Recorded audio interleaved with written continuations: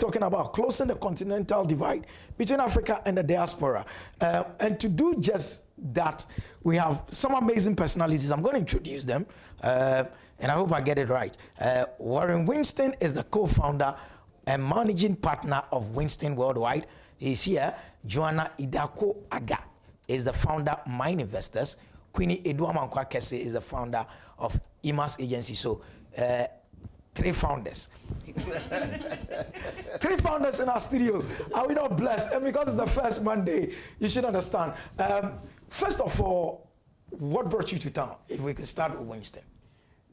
We had a conference. It was the Diaspora Africa Conference, in which the conference was one full day of activity, talking about different things within the diaspora in terms of investments and innovation, and talking about what needs to be done to be able to bring more people together and close the gap, and opportunities not only here in Ghana, but ultimately we'll talk about certain things in the United States. And earlier in the year, they had a conference in Zanzibar. In another, what month is it, September? So November, there'll be one in Houston, Texas. That's where I live now.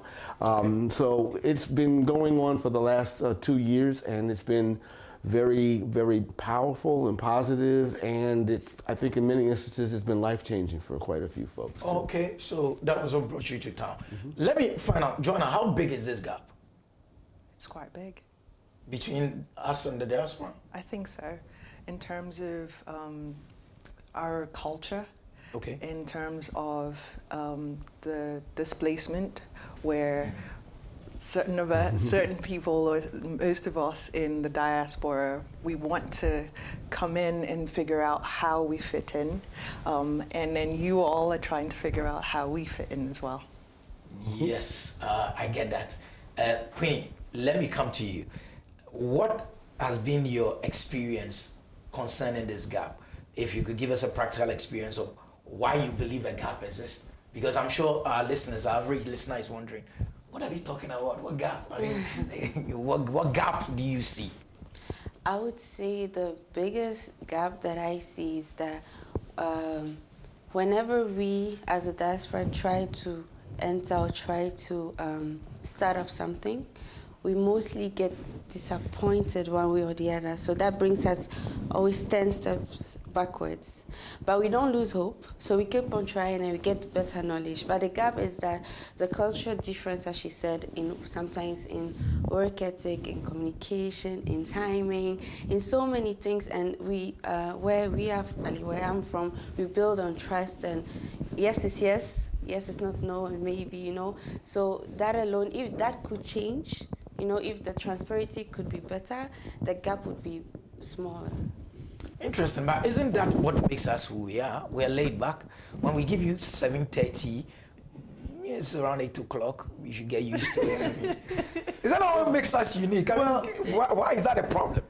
Well, because I think it's just different understanding. So I kind of laugh about it.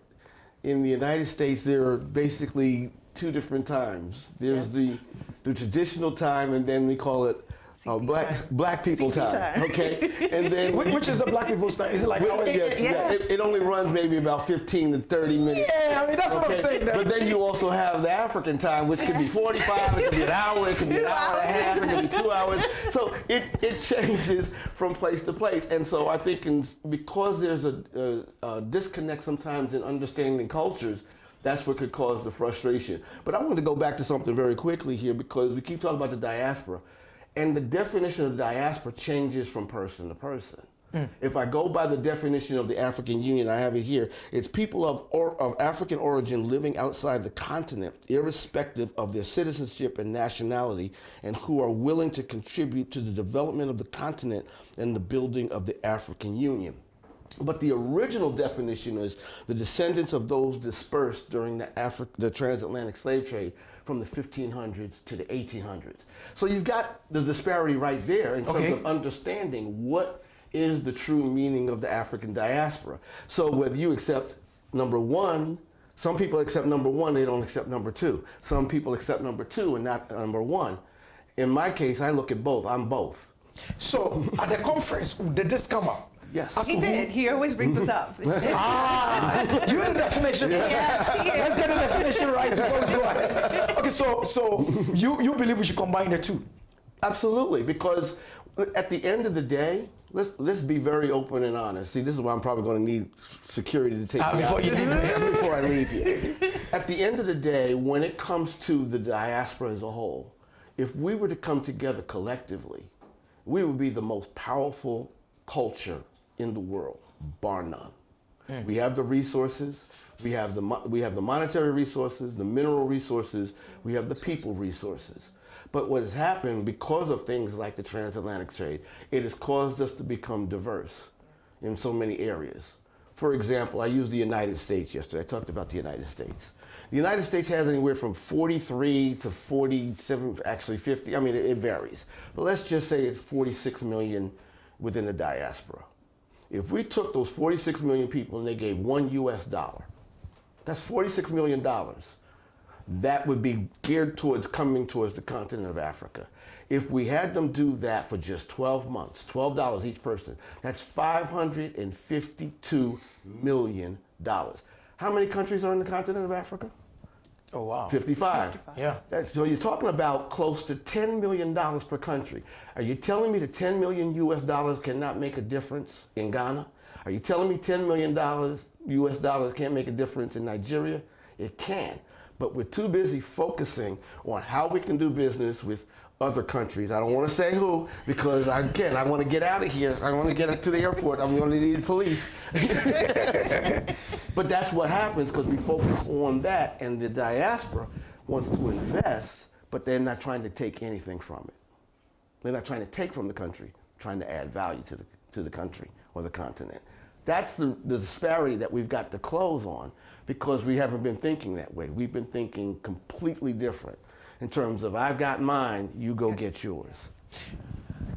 I can understand where you're coming from, but probably I would be a bit pessimistic that $10 million would do so much in this country, depending on who it's given to, depending on who is dispersing. Any of you, have you ever been worried about the state of governance in Africa? We're always worried about the state of government in Africa. You know, Queenie, you know, worried that this 10 million will come and it lands in my account. I mean, I want to chip in on that because what he's saying, I had a project called African Business Empire, and I put in the same. I researched how many diasporans you have, and also with the same, I did €1 per person. And then I tried to start it up in Belgium. But one thing is, we Africans do not trust ourselves. Yes. We Africans do not want to give our €1 to someone else because we have the mindset that when it gets to Africa, just like the question you asked, what is going to happen?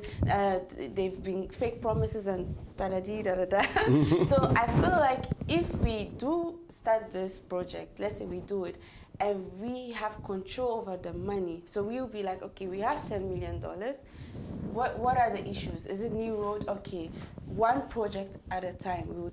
This $10 million will go to all the, let's say if it's 5 roads in Ghana, we do the 5 roads. So after the first time, when they see that we really use the money, and this is the proof, this is a before and this is the after, then we're going to get more people to invest. And we don't need the government. I feel like if we always wait for the government, nothing is going to happen because we only have one president, but look how many citizens. So if all the citizens are waiting for that one president to make a change, we're going to wait forever. Be careful, we're going to need security. No, and I'm not speaking against the president, but I feel like maybe I might be a president one day, but I can't do it alone. I need everybody to go on board with me. What is the general sentiment of those in the diaspora concerning development in Africa? I think really it varies from person to person, place to place, country to country. I think the biggest thing, and this is where JoJo actually could probably fit in even more, and that is learning, having better education in terms of learning more about the continent and what we offer for each other. I put this in a very sensitive way, but we have all been colonized. Yes. And because we've taken on the colonized mentality, That's why we have this division. Whereas I made a statement yesterday, and our statement was, we have our history, but we've embraced his story. And we cannot embrace his story. We have to embrace the history of what we've done. So, but when it comes to education mindset, that's her department. They don't know enough about us? No. I think we've done somewhat of a bad job of how we represent ourselves in the media. And also segueing to what he said in terms of his story. The way Africa is portrayed a lot of times is people are poor, they need our help, they need our support, they don't know what to do. And so that's what they think? That's what we think. And thanks to the advent of social media, thanks to the advent of technology, we're able to continue to tell our story. And one of the big things I ask our African counterparts is that you don't need to talk about the negatives all the time. Talk about the positives. Talk about what we're doing in the continent. What are the great things it is that we're doing in the continent, so that people can see that and try to tap into that. Oh, wow. They think we don't know what we're about. Do they still believe we live on trees? It depends. It depends on where you go to. Mm-hmm. Depends on the part of wherever you are in whatever country. Some 2024, there are still people who believe there are people we live that on do trees. that, yes. Refugees and houseflies on our faces, holding bowls and all. Because maybe that's what I see in my local news media. So we need to work on the image first. Okay, let's move to another thing. So the capital is there to be tapped into. Mm-hmm. What about technology? How are you going to help bridge the gap via technology? It starts with you. Mm-hmm. How do you want us to help you with that? I'm a big advocate for what is it that you need, as opposed to coming in and telling you this is what you need. Okay, so that's where the conversation starts. That's where the conversation should start. All Africans sit together, say, those of you in the diaspora, mm-hmm. these are our challenges. Mm-hmm. Government is not coming in. Is this going to be led by civil society? I want this conversation to be as practical as possible so that anybody listening to us can take it from there and run with it. What practically should we start with? A convergence of all our views, because our challenges are similar across the borders. Definitely. Nigeria is going to have the same challenges that is going to look like Ghana, just that theirs will be 10 times bigger. South Africans will have the same challenges. It will be 10 times bigger. Corruption you might have to get on that plane with me. They know me. Don't do anything to me. You know. You're sitting beside a Nigerian. Yeah, but I mean, if our corruption is 10, yours is 10 times. That's a fact. That's what makes Ghana and Nigeria beautiful siblings. You know. So we say we come up with, is it supposed to be led by the AU? Or who is going to lead this conversation? It starts with the citizens. It starts with having simple conversations like this. I tell each and every one of my friends, each and every one of my colleagues that your network is your wealth. Okay. I may not have the money to be able to help you do what it is that you need to accomplish, but I may know somebody that has it. So if we start the conversation, I could just turn around and easily call that person and say, hey, there's this great idea that I think will work. What do you think? Okay, that would be a good start. But that would be at a micro level, right? I mean, if I had a community where we have a challenge, you're saying I could reach out to someone in the diaspora, someone have a conversation, if necessary, let a person come see, then we start at that level. And this one is devoid of government. So you're always going to, it's important that we have what I call the public-private partnership. Okay. Government is still going to have some form of rule over certain things. So what you have to build the establishment. Your chambers of commerce, for a perfect example, where the chambers of commerce are a representation of the private, of the businesses. Exactly. The chambers of commerce also have the way of speaking into the government and saying, this is what the collective people are looking for in terms of business.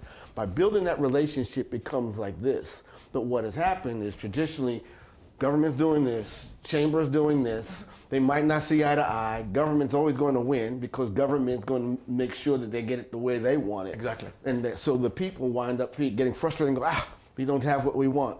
By building that public-private partnership, it now begins to build a bridge to be able to do more collectively, and that's what's going to help the country as a whole, and it's going to help the continent as a whole. So that's going to be the key part of this. Okay, so the businesses, that for me is a brilliant idea where the chambers come in, because Ghana has some very powerful trade bodies. I can easily recall the Ghana National Chamber of Commerce and Industry, Association of Ghana Industries, AGI, then there is a Ghana Union of Traders Association. These are very powerful bodies that if they came and began the conversation, okay, so assuming they come together and say, okay, now let's engage, what is the next step that they should take? Well, once those chambers come, they come into the national, that's where they're going to start to build a bridge. So I'll give you an example. Since I've been here, I've met with NACIMA. I've met with, as a matter of fact, when I leave here, I'm going back over to the Ghana National Chamber of Commerce, because that's how we start to build the bridge, to build the dialogue, to find out what is it that they need, what is it that we can provide, and we start to build the bridge between the two.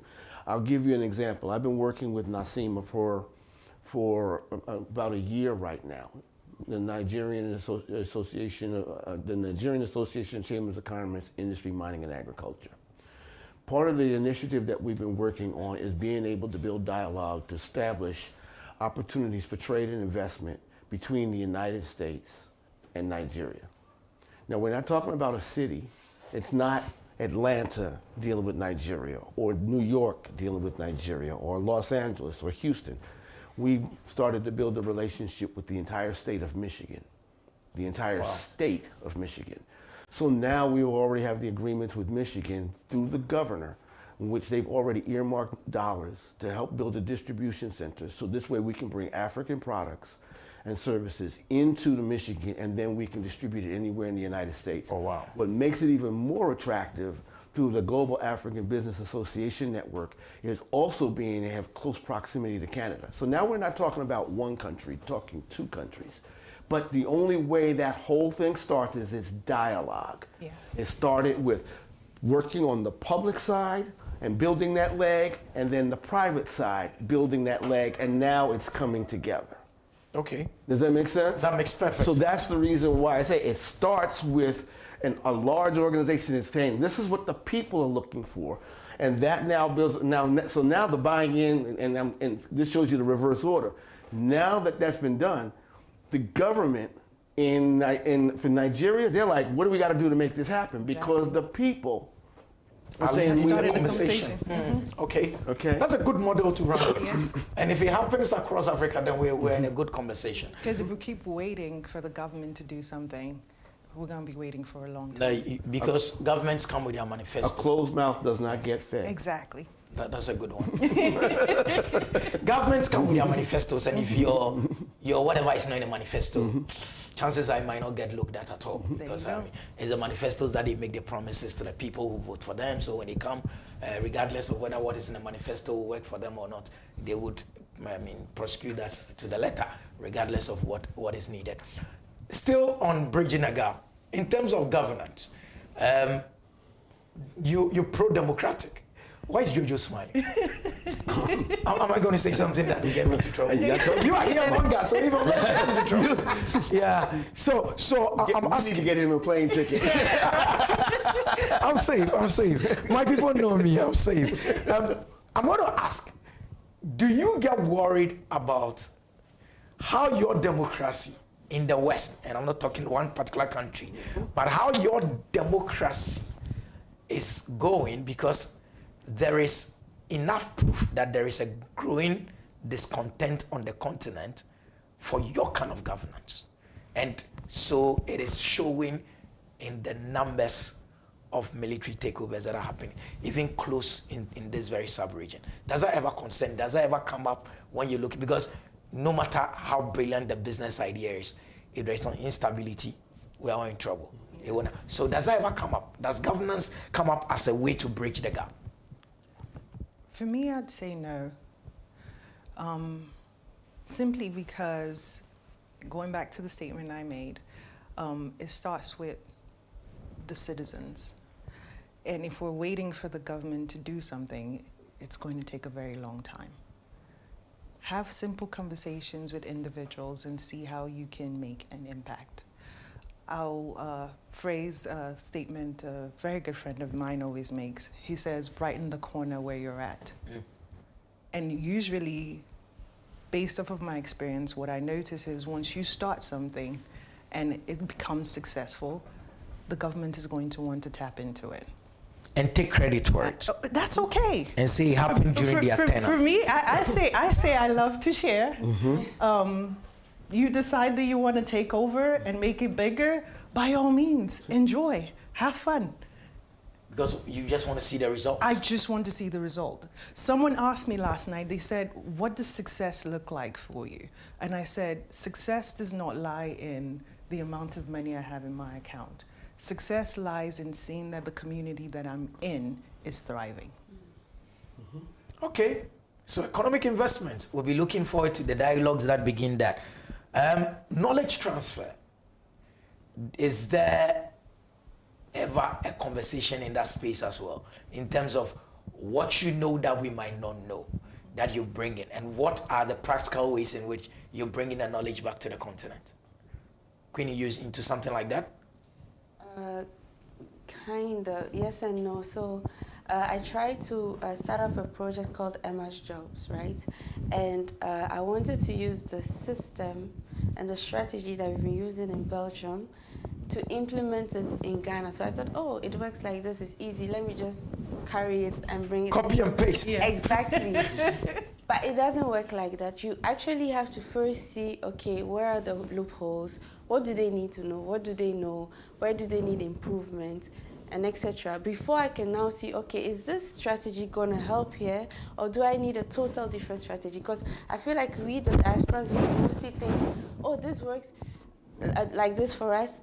It's easy. Let's just fix it in Africa. Yes. And that's not how it works. You really have to be here to understand the system before you can actually give them the right knowledge. Great. Yeah. You must know what our ailment is before you prescribe the medicine.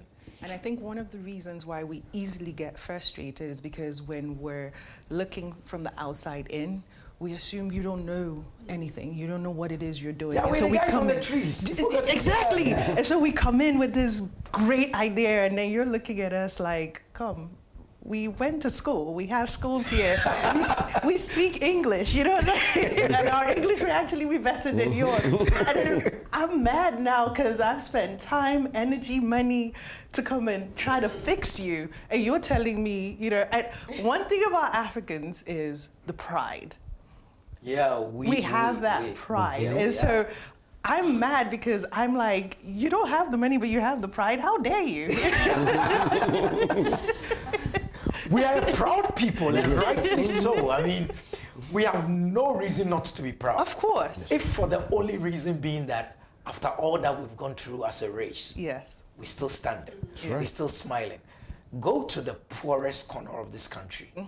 In the evening, they will dance. Of course. They'll sing and dance. Of course. Exactly. Yeah, because for us, that is what makes us who we are. We will dance. You could come with all your, I mean, sometimes you can come and we'll tell you to put it down. Yes. And we'll dance. Yes. you know, on an empty stomach, we'll still dance. Yes. I mean, the areas of mentorship is something that I'm always interested in. Is this something that you might want to take a look at, or you think it will play a role? Because that is also knowledge transfer in one way or the other, where, for instance, it's been said, and there is enough data to prove that the way forward for Africa is entrepreneurship. Yes. So, and for me, that is something that is a darling of mine. I love pushing entrepreneurship conversation.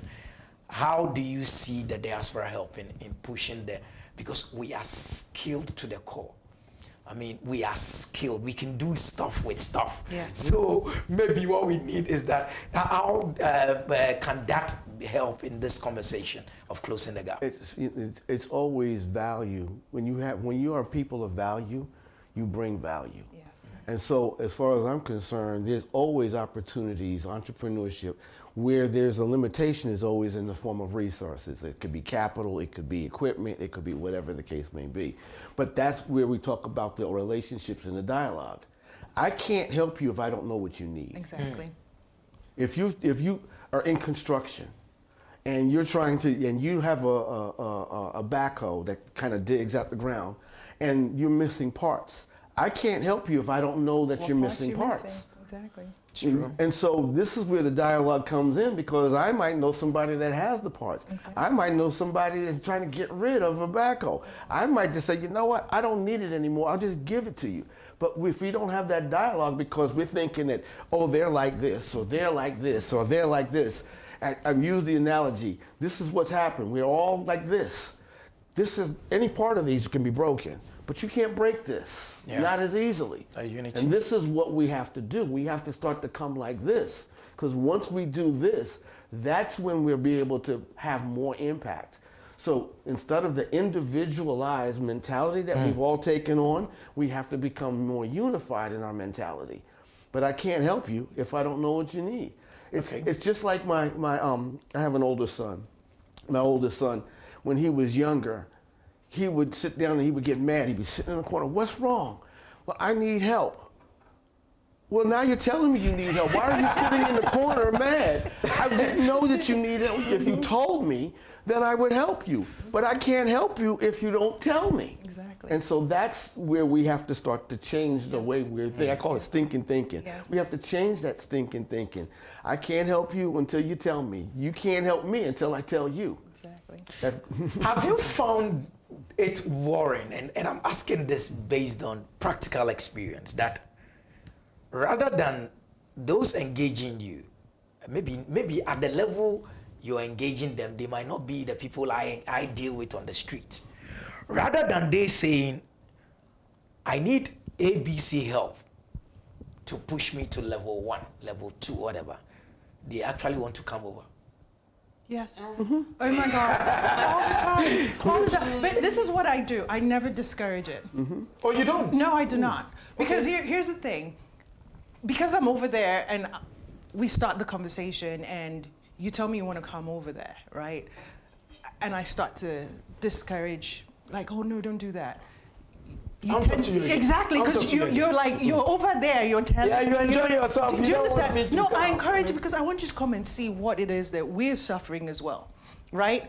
What we have to go through to be able to stand here in front of you, so that you can understand it. It's labor intensive, so that you can now make that decision for yourself as to whether, you know what, I'll remain here or I'm going back home myself. Oh, Queenie, you don't discourage them? You want them to come to Belgium? I've been telling my family that I'm not the type that's going to bring my aunt, my cousin, or whatever to Belgium. And I don't advise it. I think I do know that it really depends. If you're a housemaid and there's really no future, then it's the best solution. You get it? Because you would earn your 1,000 and you can help your family. But if you have a bright future in Ghana, it's better to make it here and go on vacations there than to leave. Because let's say you are a medical doctor in Ghana and you come to Belgium. Because of the language, your degree has they will let you work in a factory. So you are actually going backwards, you know? Maybe in euro compared to cedis, there is a bit difference, but you could build your future better here, because there are more millionaires in Africa than in Belgium. Do you get it? I don't know a Dangote in Belgium. The politicians, I'm sure I don't know in numbers, but you get, like, I feel like the future is here, but everybody is trying to go back. I encourage it. No, I tell you, come and see it. You understand what I'm saying? So that you can now decide that, you know what, this life is not for me. Let me go back to making my little, how much it is that I can make, to be able to afford the things it is that I can afford in Africa. We are risking life and limb to go across the Sahara just to get to where you are. It tells you we might not be waiting for the help. We're coming there ourselves. Does that not seek to defeat what you're trying to achieve by closing the gap? Because we're not staying, we're going. So listen, as far as I'm concerned, when it comes to even this part of this discussion right here, I don't want to discourage anybody, but the first question I'm going to ask you is, what are you looking to accomplish? Because if you're coming just to come, that might not be, because some people just, because I heard it's better in the United States. Exactly. But what are you trying to accomplish? Yeah. Because if you, like you said, you're a doctor here. You come to the United States, you might be working in the hospital, but it would be sweeping the floors. But I'm a doctor. But the reality is that you have to find out what it is that you're really trying to accomplish. So that's why I say I'm not going to discourage you, but you have to know exactly what it is you want, and are you willing to pay the price to get that? So this is, again, part of the whole thing in terms of the diaspora. The beauty of our diaspora, we'll support each other no matter what. In the United States, there's been a lot with over the last several years, there's been a lot of division that's been taking place in so many different ways, and I won't go into the politics. But there's been division. But this is what you will find, that even though that there's trying to be some form of division, when it comes to the diaspora, they're still like this. Yes. Now, there are a few that want to, oh, you shouldn't have, but you know what? We just go, bless you, my friend. Yeah. Bless you, my brother. Bless you, my sister. But we still stand firm, and we still stand together. So that's why I'm saying the diaspora, as long as we can do that collectively, and then we start to embrace each other from the different parts. I'm going to Belgium next. I'm going to the UAE next. To answer your question about those leaving, I think the main reason, and this is my personal perspective, the main reason why they're leaving is because there's nothing for them here. We don't see hope. But when you empower them, why would I want to leave? We wouldn't leave. Exactly. If he has something doing, because it is that, this is like, of course, the S word is always a big word to use in a conversation within the diaspora, but this is people literally going there to be enslaved. Yes. Because if you see the numbers on the boats trying to cross the straits into Europe, I mean, there is a video out there where when the vessel was about to rescue them, the guy does a video and sends it back home that, yes, they are about to arrest us. Finally, you know, we're going to Europe. That was one of the saddest videos I saw. He does a video to his family and says everything is going to be all right. You see this big ship, they're about to arrest us. They are thinking these are the immigration guys. These are, but for him, that was freedom. It means he's finally going to set his foot there. And I see things like this, and I'm asking, if this help doesn't come early, they're all leaving. They are all leaving. And so conversations like this always gets to me. Let's move on before culture. Let's talk about culture as a tool to bridge the gap. What does the diaspora think of us when it comes to culture and heritage? Because if there is one race that has done so well in that space, it has to be the Indians. They still wear Indian, they still look Indian, they still dress Indian, they eat Indian, and all that. How is the Black diaspora promoting our culture out there? Well, what is your experience like? So let's kind of take a step in that direction, but let me also step back. Please. This is going back to, again, the original definition of the diaspora. Because we've been divided through transatlantic slave trade and the different, aspects, some people have lost their culture. I can tell you, because I've done the DNA test for my ancestry, I'm 36% Nigerian. But I can't tell you my tribe, I can't tell you my history, I can't tell you anything about my people because I don't know it. And when you've been divided from that, in fact, I can pretty much only tell you in terms of my family, I can maybe get to my great-grandparents, but that's about as far as I can go. I don't know anymore. Oh, wow. And so it gets to that point. So that's part of the challenge right there. Not being able to truly identify who we are. And anytime you don't know who you are, that's when it becomes a problem with the culture. In the Indian culture, they know who they are. In the Chinese culture, they know who they are. If you go into Japanese culture, they know who they are. If you go into any of the other cultures, they pretty much know who they are. And that's why they stay together and they support each other, because they know that. In our culture, because we've been dispersed in so many different directions, it causes a challenge. So that's the reason why I keep going back to, we've got to start to build amongst ourselves, because then I can go, yes, I'm from Nigeria. Yes, I'm from the Europa tribe. Yeah, Europa, yeah, or wherever. Yes, I'm from this part of Nigeria. Yes, I was under this governance. I get to learn more about myself, and I can now start to break the cycle and teach my children. They can teach their children and their children. But when you come here, you know your culture. When you get outside of outside, that's when it gets broken. And that's part of the challenge that's going on. That's a good answer, because that then clearly tells us that there is no one homogeneous group called the diaspora. Yes. Because you know your people. You know where you're coming from. Or you also have the same challenge. You've not done a DNA, you already know. Yes. 100% Ghanaian. 100% Ghanaian, so you already know. Okay, so that is a good way to start. Meaning there are those in the diaspora who have no idea as to where they're coming from, what is their cultural heritage. What about those who know, like you? To be very honest, those that know their culture, when I grew up, I was kind of a bit ashamed of my color, my hair, so many things. You get crazy questions, and I did not have the answer. Why is this not as brown as I didn't know? Is it true that they spray you? Like some crazy, and I never had the answer. So then you start being insecure one way or the other. So you try and look like them.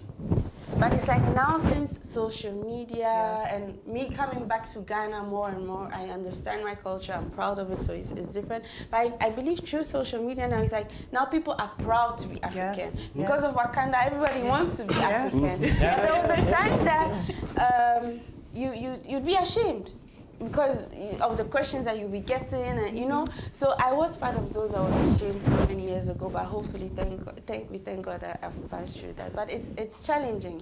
It's very challenging. And I'll throw it back to you and say that the continent needs to do a better job of representing ourselves culturally. Yeah. In terms of taking pride in the country-made things, as opposed to, that's a good conversation. Do you understand what I'm saying? Oh, I need to wear this. I need to have that. I remember one time when I was visiting Nigeria, and I'm not going to give the name of the car company, but I'd heard about it, and I was like, this is a great car company. Like what I've seen about them on YouTube, I want to go visit the factory. I want to see what it is that they make. And my hosts were like, oh no, they're a terrible car company. I hear that their cars don't last. But this same host is now talking about, oh, I need you to get me a Toyota. I need you to help me with finding out how I could get a Benz. And I was like, why are we not taking pride in our own homemade things? That's a good question. But I can also tell you on authority that years of enculturation through media is why we are what we are. Because whilst you are there and you are ashamed of, in quotes, your culture and the way you look and all that, what they did was, because we were not there, they sent it to us via movies. It was one of the biggest tools for enculturation, right? So, I mean, you want to be like Rambo. Why don't you want to be like Rambo? Why don't you want to be like Stallone? You should look like this. You should look like... So they use movies a lot. Hollywood is one of the most powerful means by which we were all messed up, in quotes. And that has affected so many of us. It's something that now, like you're saying, there's a growing... Afrobeats, that's just growing up. Initially, it used to be, you listen to folks like Celine Dion, you go to the club or the lounges, it's always American music. But now it's like almost every lounge or any place I visit at night, I notice that it's Afrobeats that is played. That's how it starts. We're playing kind of music now. That's how it starts. We maybe one of the things that the diaspora can help is to set up an Afrocentric news media, a global news media which is Afrocentric. if they have Al Jazeera and these guys have CCTV, blah, blah, blah, we need to have a very, and it's something Kwame Nkrumah had actually dreamt of. Well, I can tell you right now, and I am in discussions with this, the biggest technology right now is streaming television. Yeah. And so I'm in discussions right now to be able to provide an Afrocentric streaming television platform. So this way it is not just stuck in one area. It has a global presence. So that is in the process. But of course, just like anything else, you've got to go through some of the challenges. Yeah. Because in order to use it, you're going to have strong internet. You're going to have strong, capabilities to be able to handle that. So while there are phases to it, you got to start with one before you can get to two. You can't go all the way to the end and then try to work backwards. You got to, we already know what the solution is. Now we've got to go through the steps to move forward on that. And that's really some of the things that I'm looking at. Again, I can very easily say, oh, we can put an Afrocentric television platform in the United States. Why? I'd rather be able to have it coming from the continent. Yes. So it goes to the United States, so it changes the thing, changes Perception, the mindset, so it doesn't yes. look like in the days of old Tarzan who's swinging from a tree. And I hated those movies, but that's the colonizer's mentality. If you tell them I'm going to Ghana, they go, oh, are you going to see zebras and you're going to see elephants? I'm going into a city. Exactly. Exactly. They don't understand that. So that's why I say, as opposed to the U.S. or any of the other countries bringing it to the continent, bring it to the other way around. Yeah. So that the content, exactly. we push the content rather than being pulled onto us. Exactly. I think that is a conversation that we should continue after this. Probably, ZFM could start something like that. Pushing, because we need to tell the reality of our stories. A lot of people don't know that way. Okay, so listeners and viewers, it's 10 minutes to the top of the hour. Normally on a Monday, the last hour is for, personal growth and development, and I'm sure my guest will be coming up, but we'll take a bit of his time. I'm sure the producer will understand for this conversation. Now, this one is not part of what I originally wanted to ask, but let me find out. What kind of person in the diaspora would want to come back and help? I'm here. Yeah. Why? What led you to? Is it something that you had some dream? Did our ancestors call you here? Did you wake up and you call, come back home, come back? What is the mindset of someone like the three of you that want to come back? Because I'm pretty sure there are people there who couldn't be bothered. For me, it's the educational system. I believe that due to the fact that it has been suggested by the UN that we are going to be the biggest population-wise come 2050. Yeah. And we're talking about the youth. We're not preparing them enough. We've been stuck in this traditional academic sort of system where we're pushing out individuals with degrees with not enough jobs to be able to employ them. So for me, it's about challenging that educational system and implementing systems in these communities that these people are, empowering them so that they can stay and improve their nations. Interesting. Talking of stay, you should see the lines that form at the embassies early morning. I'm sure. Yeah. People, able-bodied Ghanaians and Africans who would go out there. Recently, there was a national debate on social media, if I could say that. And it was started by one person close to your Belgium, right? You heard of that chap? Mm-hmm. Yeah. You know how I'm going with that? Yeah. So this chap says he was comparing his Dutch passport, his Ghanaian, with a Ghanaian PhD. This is a guy who is cleaning toilets and says, I'm still better off than the guy who has a PhD. Yeah, it became a national discussion. Queenie? I think it's true. But I think it depends on your mindset, your vision, and where you want to go in life. So for him, he's reached. He's reached. Yeah. That's his maximum. But someone with a PhD can become a diplomatic person, can be his boss. He can now go and clean for the person that has a PhD in Ghana one day. You never know. Yeah, you're absolutely right. But I just brought it up because it just came to mind because of what you said. That the guy said, hey, he did a video cleaning toilets proudly.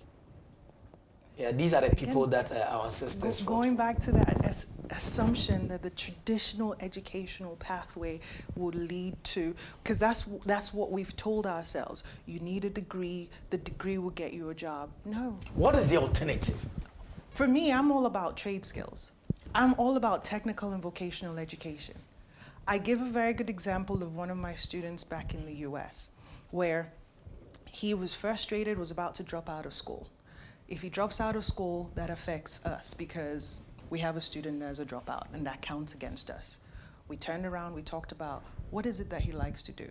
He loves to work with his hands. He loves to do auto mechanic stuff.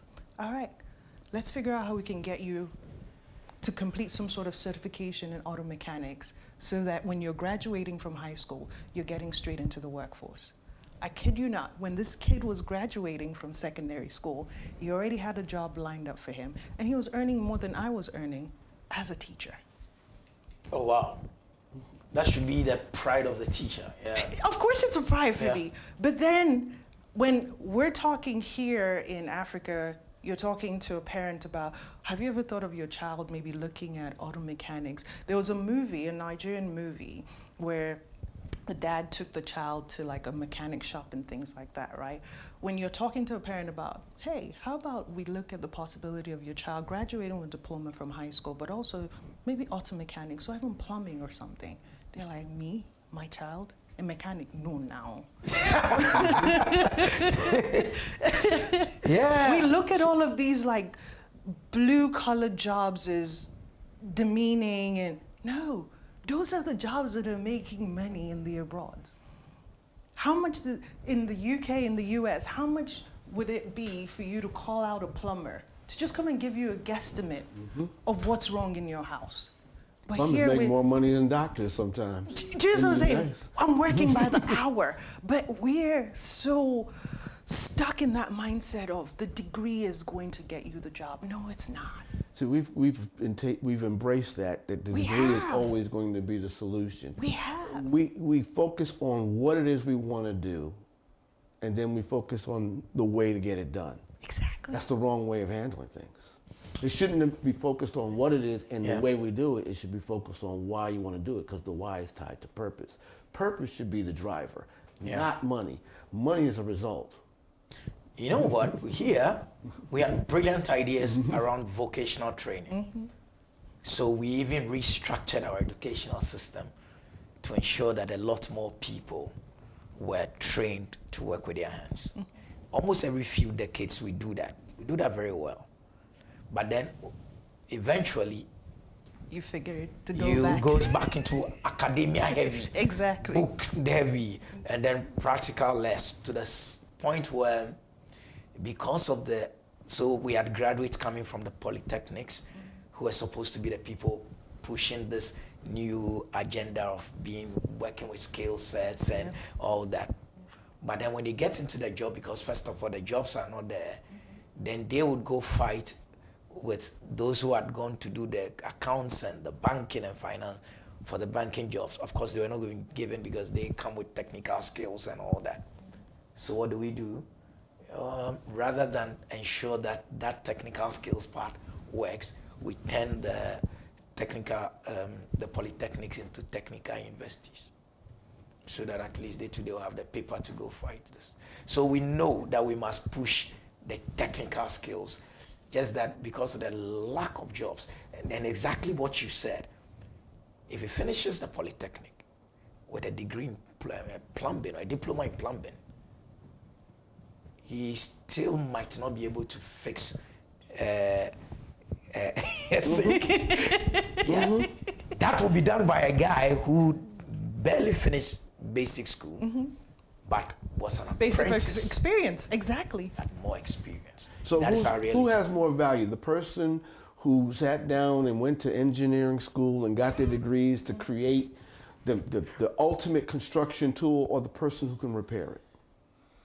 Yeah. Who's the one that has the more value? As far as I'm concerned, the person who knows how to fix it has the more value, because that's job I call job but that's the security. Because ultimately, if that machine breaks down, that guy who designed it doesn't know how to fix it. But how powerful would it be if we merge the two together? Exactly. Where you've been practicing how to do this, right? You've been experiencing how to do this, and then eventually I infuse some theoretical things into it, right? That is what we're doing now. Trust me, it's going to take less time, because we get frustrated, right? When you take your car to the mechanic almost every week and the person is like, today is this, tomorrow is that.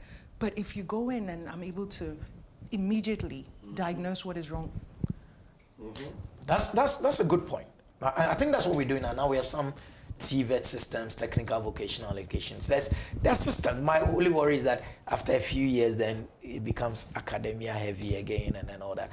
But that is another conversation for another day. Remittances. We can't talk economic, closing the gap without talking about remittances. You will have to send a lot more. Does that ever come up when you're talking to people about? Always. Always. Yeah, because we need the money. And remittances are one of our biggest means of. But you know what also the challenge is, and I'm very careful to say this, but I understand it. This is also the impression. The impression many times is, especially because I'm living in the States, as soon as I hit the ground, I'm seeing this. Yeah. Right away. And that's as opposed to asking or whatever. It's like, oh, give me. And so when it comes from that type of environment, it can sometimes be discouraging. Doesn't mean that I don't want to give, but to be constant, the consistency of always give me. It's got to be a two-way street. Yes. We talked about what's in it for me. I don't care what's in it for you. I'm just being open. Yeah, I don't care what's in it for you. Because what you want is not necessarily what I want. But if we go, what's in it for us, then that's a different story. Exactly. And so that's what part of the challenge has been also in the past. Because traditionally, the first thought is, oh, I need, give me. Not even I need, just give me. Yeah. Have they been asking you for phones? Well, no. Have you been getting a lot of phone requests? Yeah. How are you coming from outside without a phone? And the phones are usually better than yours. Like, you're sitting there like, I have this old phone, and you're telling me, oh, the newest iPhone. And I'm like, how do you know about the newest? So here's a perfect example. You're asking for the new phone. And because your manufacturing is somewhere else. But where's the lithium coming from? Yes. For the phone. Exactly. It comes from the continent. But we're too busy giving away that because we want the new phone when we've got the main resource to power the phone. That's what I'm saying. We got to change the stinking thinking behind this. How do we build this to the point where we don't have to rely on others, we rely on ourselves? That's the change. That's the change. Okay, so it's just gone past 9 a.m. I mean, the final hour of the show. But I'm enjoying the conversation. I don't know when I'm going to see them again, so, I have to. I don't know if they'll be allowed to come back. If I keep opening my mouth, I might not be here. They might not be told to come back. But we're having a frank conversation. Do you see the opportunity to change policy within the continent from where you sit? Because, like we said, like you said, government would always have a role to play. But government policies also goes a large extent to determine the future of this country.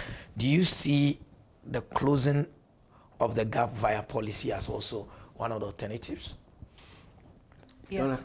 Go ahead. Yeah, John. Yes, I do. But I'm one to say this. As we're discussing the policy changes, we're also implementing what that change would look like. Okay. Because there are lots of policies written all the time, and half of the time, the locals don't even know what those policies are. But if you're doing it and they're seeing it, then they would understand how policy influences the economic system. Okay. Because without the right policies, I mean, we've had policies that have been more detrimental to our development than any other thing. I mean, I could go into a number of them, but this is an election year, so I'll keep gotta be quiet. careful. Yeah, I have to be careful, you know. The two of us will be here longer than the two of them, so I have No better where I am. It's an election year for me too. Yeah. We're coming to Belgium. Yeah, I mean, the Belgian conversation. First of all, let me find out, is there a difference between the diaspora in mainland Europe and then in the US? Is there a difference in any way in terms of the way they see the continent? Probably so. What I mean, Britain, I would have said they are, colonial masters, so they would have a way of looking. But those in Europe, you have a system that we are convinced that the EU actually took a page from the old Nkrumah concept of what the AU was supposed to be, although then it was an OAU, not an AU. Does that play a role in the way they see the continent as opposed to, because I'm asking this based on that. Based on his definition of diaspora, I think the second definition will sit a lot with Africans in Europe, and then the first, that is those within the transatlantic slave trade, will sit a lot in the US. Is there a difference in the way those two think? Those that left maybe 20 years ago and established, like maybe your parents or your, and then those that were sold, are they not going to be differences in the way they think? I think there is, and the reason is because you see, when I was speaking to you, I thought she was from the States, right? So mostly we that are from Europe, we know where we're from, right? Because we came like 20 years, exactly. 30 years ago. Yes, based on that. And those that are in the States, most of them do not know where they're from. So their vision of Africa is new, is different, is exciting, is, they cherish, once they get here, they cherish it. For us, Africa is... A few years ago. Yeah. You left here not too long ago. Even my mom, like, we see Africa in Belgium, we have a community, we speak the language, you get it. So that alone is already a big difference. And it does a lot. And I do think, for instance, in Belgium, there are a few that see, how should I put it? Most of us, when we come to Africa, is for vacation and enjoyment. It's not always to impact. There are, but not a lot. But I feel like once those from the States land here, want to impact. They're like, wow, okay, no, this is an opportunity. Let's do this. That's a big difference. That's why I asked that question, because the two mindsets are not the same, right? Because there are those, and one of the things I've also noticed about those coming from the States is some come with a bit of militancy, like, it's taken away from us, we need to change. You people should be proud of who we are. And we're like, seriously, what are you saying? I mean, I see that a lot in them. And when they come, more often than, you've been to the castles? Not yet. Oh, you shouldn't have left this evening. We should have taken you to Cape Coast, take you through. I've been working. Yeah, we should take you through the castle. See where the slave pass, the door of no return. Put you in that mood. When you come out, you're angry. but you know what? Here's the thing, and this is because you asked earlier. You says, why did you come? Okay, I came because of purpose. Because I knew that once I come here, I knew first of all, I'm trying to close that continental divide. Exactly. I'm not like everybody else. I want to be able to say, listen, we kind of change the way we think about all of this. Exactly. So I came with a purpose. I had a conversation earlier today. We talk about business, we can do all of that, but in most of the conversations, and we kind of had this conversation earlier, everything you're hearing about is almost talking about the shareholder value. The shareholders, what's in it for the shareholders? If I'm not a shareholder, I don't care. But if we talk about what's the real purpose, the stakeholder value, that's where we make the change. So if we took on this mindset that we're not focusing on the shareholder, we focus on the stakeholders. Who are the stakeholders? You, me, the station, the community, the country, the continent, the people that live out in the middle of Zimbabwe, wherever they are, they all have a vested interest in the growth and development of Ghana and the continent of Africa, because if they fail, if we fail, they all fail. And that's been part of the broken policies here, because ultimately we've been divided. If Ghana fails, Nigeria fails. If Ghana fails, Cote d'Ivoire fails. If Ghana fails, Liberia fails, or Sierra Leone, because we all are part of this. And so that's why we got to change this whole thing. Stakeholder value, being more influential, having the right influencers. And you brought it up before. You start to change the mindset, and you get the influencers and you get the leaders involved, you change the culture. The culture automatically has to change. And then maybe you also need to teach us that come in angry and ready to make that change. You need to tell us, calm down, take it easy. Yeah. Let's figure it out together, because you coming in like this isn't gonna get you anywhere. Yeah, because sometimes they come in and they get shocked.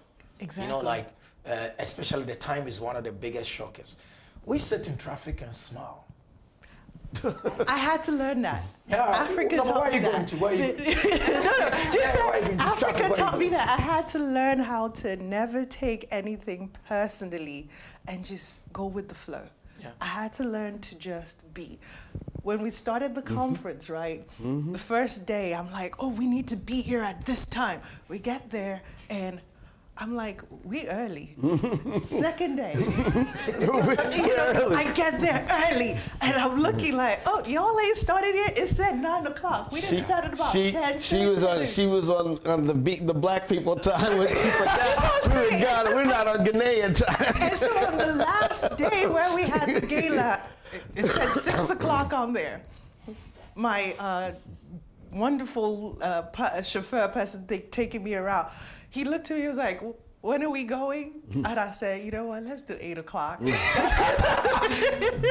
you became Ghanaian. I did. That was when you became Ghanaian. It is not something that it's the best. And I know there's been a lot of attempts even from the very top, where some ministers and even presidents have said the program starts at 8. It starts at 8. If you're late, you're late and all that. But what we are saying is, to effect the change you want, you must first come in and be all things to all men first before you start driving us to where you're going to. Too many people have come in with brilliant ideas, but we're looking at them like, oh, you go tire, when you tire, you go stop. Is that your experience, Queenie? Yes, can I chip in? I want to chip in on that, because we come as, oh, we have an idea, we want to solve it. And those that we think that the problem are in the problem, they're like, no, we don't. That's not what we need. All we need is money. Yeah, all we need is give us the money. The reason why we maybe also fail sometimes is like, let's say when you have a headache, your medicine is paracetamol. But the thing is, we have to know what caused the headache. Yes. It can be lack of sleep, you're hungry, you're stressed, broken Yes. heart, whatever, right? And we focus more on, okay, there's a headache, we have paracetamol. Take paracetamol. And that's not how it works. And that's we have, like, our intentions are good, but our strategy is maybe weak. Yeah. And that's, if we find a solution there, that's where I believe the changes will start. Great. We have 4 minutes to go, and I'm sure my time is running down. Oh, let me round this thing up. So what's next? From your point of view, what's next? Or what is the plan after today? Because you're leaving this evening. I'm leaving here with relationships. Wow. I'm leaving here having a better understanding of the need, if you will. I also am leaving here with the mentality of how I can be able to have impact and bring it in another direction. Okay. So again, closing the continental divide, building the bridge, being able to not only find a way to invest for opportunities here, but also taking those opportunities from here and bringing it into the United States. Okay. Start agriculture. Agriculture is always easy. Fashion, fabric is easy. That's the low-hanging fruit, if you will. We start to do that, we are now impacting lives. We're changing lives here, and it's not always just like I said, the handout. Not to say that that's a wrong thing, but let's build the bridge and start to be able to build it in a way where people are not looking at it as the colonized way of how things are being looked upon. And so that's really, when I leave here, I've got a meeting with a couple more chambers and a couple more meetings, and then I'm going back. But the relationships are probably the most important thing, because that's where it all starts. Great. Same with me, relationships. I'll use this medium to thank one of our hosts, Danny Angels with Royal Kingdom Estates. From start to finish, he was gracious. He was amazing in his hospitality services. And because of that, I'm looking to invest in what it is that he's doing, because he was able to make us feel comfortable enough and trust him enough to be able to say, I see what you're doing, and I want to see how I could help.